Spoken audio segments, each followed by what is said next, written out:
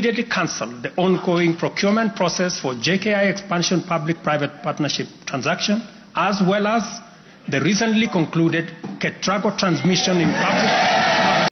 This cancellation comes after Adani, the 62-year-old world's most richest person, tried to defraud and bribe American investors in a multi-billion solar energy project scheme.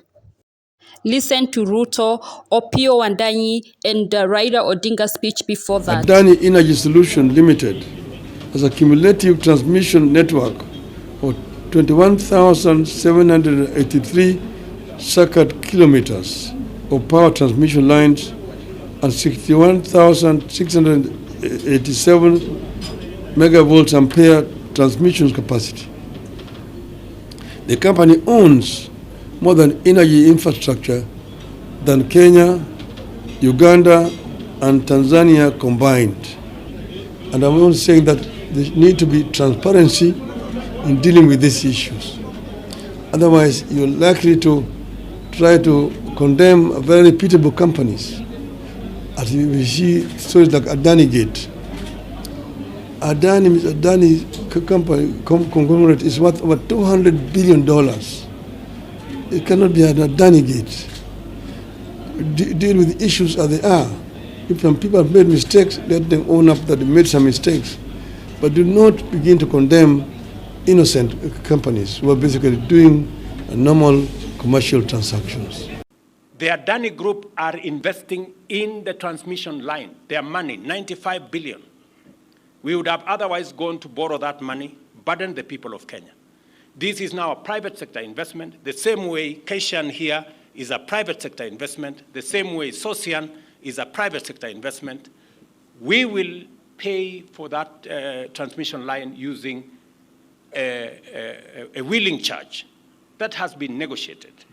And it is important for us as a nation to appreciate that a partnership between public and the private sector gives us a win-win outcome where we can deliver public services and public goods using the efficiency of the private sector, investment of the private sector, as a way of supporting overall development in our country.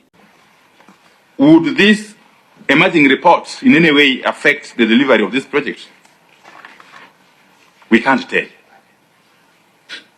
Why? Because they are not related to this project. We can't even vote for their veracity from where we sit.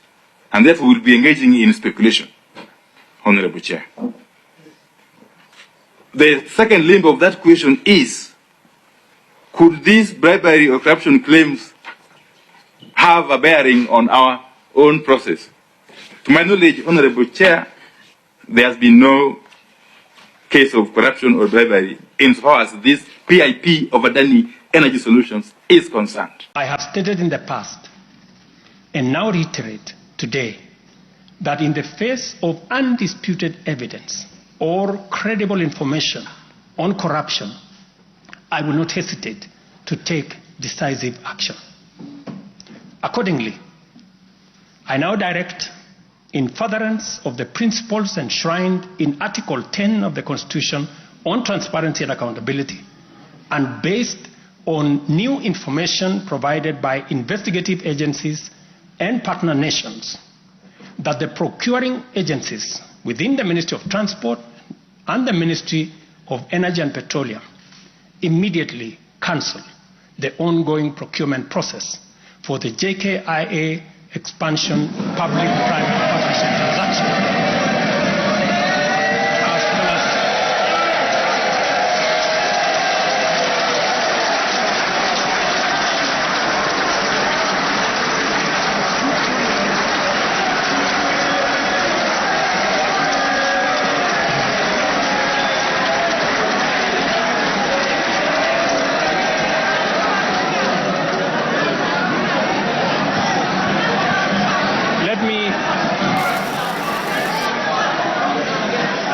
Let me repeat this for clarity. I have said that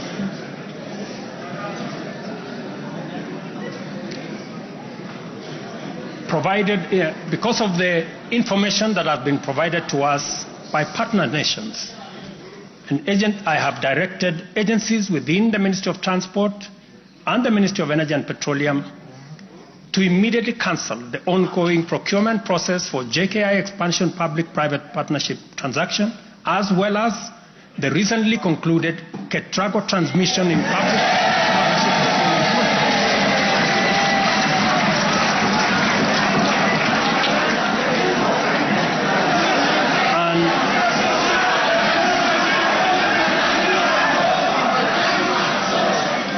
And immediately commence the process of onboarding alternative partners, because these are important projects.